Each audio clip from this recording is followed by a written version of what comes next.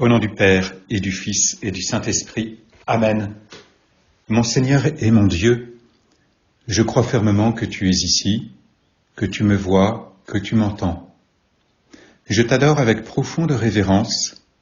Je te demande le pardon de mes péchés et la grâce de faire avec profit ce moment de prière. Ma Mère Immaculée, Saint Joseph, mon Père et Seigneur, mon ange gardien, intercédez pour moi. Le Christ est ressuscité. Oui, Seigneur, tu es vraiment ressuscité. Toi qui es venu à nous du ciel, vrai Dieu, vrai homme, vrai Dieu fait homme, tu viens à nous en sortant du tombeau vivant, vrai Dieu, vrai homme ressuscité. Tu viens à nous, encore une fois, tu reviens vers nous, nous attendons ta venue dans la gloire. Tu n'es jamais loin de nous, même si, il faut bien le reconnaître, nous sommes quelquefois loin de toi. Et tu es là encore, près de nous, au moment où nous prions, je crois fermement que tu es ici. Tu viens vers nous parce que le Père t'a envoyé. Celui que Dieu a envoyé dit les paroles de Dieu. Celui qui vient d'en haut est au-dessus de tous. Celui qui vient du ciel est au-dessus de tous. C'est Jean-Baptiste, Saint Jean-Baptiste, qui s'adresse à nous dans l'Évangile aujourd'hui. Celui que Dieu a envoyé dit les paroles de Dieu, car Dieu lui donne l'Esprit sans mesure. Il parle de toi, Seigneur, bien sûr. Il parle de toi qui es venu jusqu'à nous.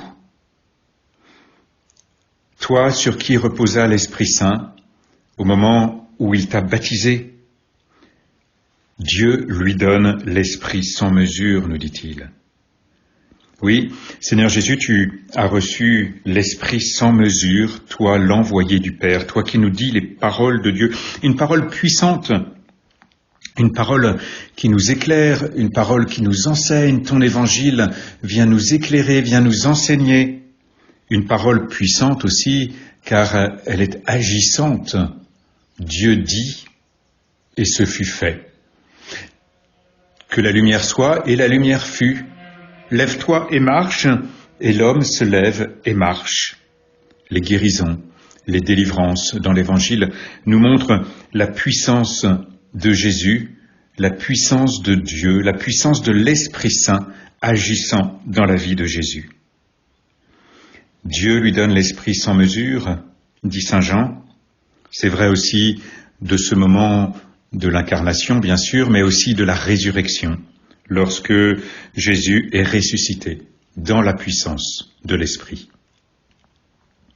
Celui que Dieu a envoyé dit les paroles de Dieu, car Dieu lui donne l'Esprit sans mesure, dit Saint Jean-Baptiste. Cette parole s'applique donc avant tout à Jésus, elle s'applique à toi, Seigneur, que nous contemplons dans cette méditation. Mais cette parole nous parle aussi de Saint Jean-Baptiste lui-même. En fait, celui que Dieu a envoyé. Oui, Jean-Baptiste a été envoyé au-devant du Messie pour préparer le chemin du Seigneur, pour dire les paroles de Dieu. Et il a reçu, lui aussi, l'Esprit sans mesure. Nous nous souvenons qu'au moment de la visitation, lorsque la Vierge Marie rend visite à sa cousine Élisabeth, l'enfant, et c'est de Jean-Baptiste dont il s'agit, tressaille dans le sein d'Élisabeth sous l'action de l'Esprit Saint. Lui aussi a reçu l'Esprit sans mesure. Celui que Dieu a envoyé dit les paroles de Dieu, car Dieu lui donne l'Esprit sans mesure.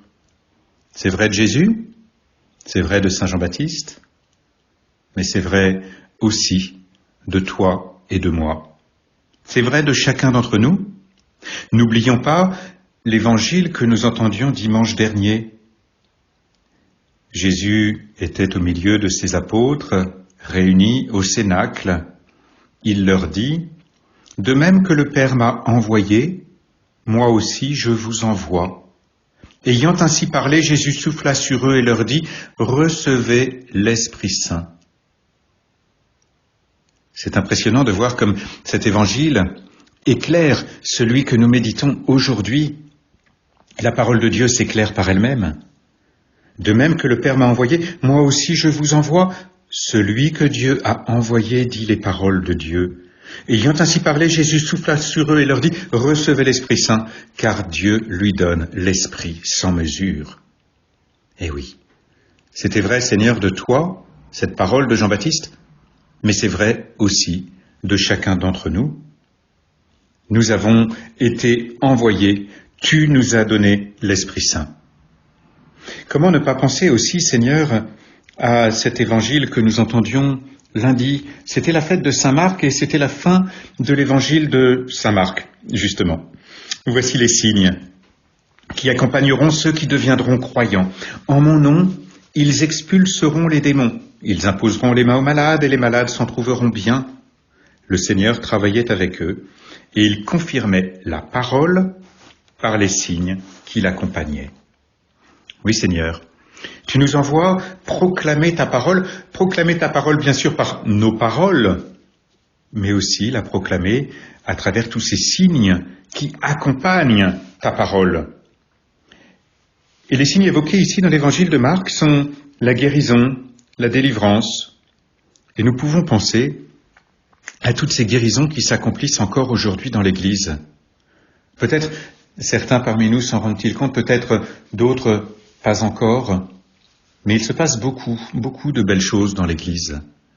En fait, sans aller très loin, simplement pour revenir à ma paroisse, je suis qu'un pauvre petit curé de paroisse, mais depuis un mois environ, il y a eu dans ma paroisse plus d'une dizaine de guérisons.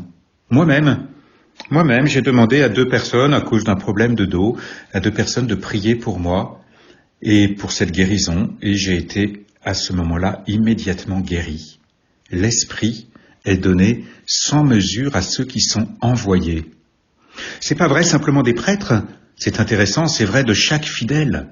Nous avons été envoyés, nous avons reçu ce don de l'Esprit Saint sans mesure pour pouvoir témoigner de la parole de Dieu par nos paroles, mais aussi par ces signes qui accompagnent la parole de Dieu, comme le disait Jésus, comme le disait Saint Marc à la fin de l'évangile, à la fin de son évangile. Jésus disait, voici les signes qui accompagneront ceux qui deviendront croyants. Ils apposeront les mains aux malades, et les malades s'en trouveront bien. Et je peux témoigner que c'est vrai. Ces signes s'accomplissent dans l'Église, non pas dans des lieux où les gens seraient meilleurs que les autres. Oh non, je ne suis qu'un pauvre pécheur, nous ne sommes que de pauvres pécheurs. Simplement, il s'agit pour nous de prendre au sérieux l'Évangile, de croire vraiment. Celui qui croit au Fils, dit Jésus dans l'Évangile aujourd'hui, a la vie éternelle. Il s'agit de croire, de prendre au sérieux, en fait, cet envoi que Jésus nous adresse. Celui que Dieu a envoyé dit les paroles de Dieu, car Dieu lui donne l'Esprit sans mesure. Nous avons reçu le don de l'Esprit Saint. L'Esprit Saint a ressuscité Jésus d'entre les morts. Il est ressuscité dans la puissance de l'Esprit. Nous avons reçu l'Esprit Saint à notre baptême. Et Jésus, le soir de Pâques, dit à ses apôtres, « Recevez l'Esprit Saint ». Jésus a envoyé l'Esprit Saint aussi d'auprès du Père le matin de la Pentecôte. Nous avons reçu ce don de l'Esprit Saint au moment de notre confirmation. Tout cela pour nous laisser envoyer par le Seigneur, pour prolonger dans notre vie, en quelque sorte, l'action du Christ.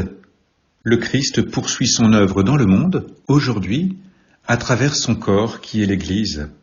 Et cette phrase que nous reprenons, que nous méditons aujourd'hui, de cet évangile que l'Église nous offre aujourd'hui, nous parle bien sûr du Christ. Elle nous parle de chacun d'entre nous, de tout le corps du Christ qui est l'Église, de chaque fidèle du Christ, qui est devenu par son baptême un autre Christ en ce monde, fort de l'onction de l'Esprit Saint, de cet Esprit Saint qui vient agir avec puissance dans sa vie pour qu'il proclame par ses paroles et par ses actes la parole de Dieu. Oui, quand on se laisse envoyer par le Seigneur, quand on s'ouvre à son esprit, le Seigneur poursuit par notre vie l'œuvre commencée en Jésus-Christ. Je te remercie, mon Dieu, des bonnes résolutions, des inspirations et des actes d'amour que tu m'as communiqués dans cette méditation. Je te demande de m'aider à les mettre en pratique. Ma Mère Immaculée, Saint Joseph, mon Père et Seigneur, mon ange gardien, intercédez pour moi.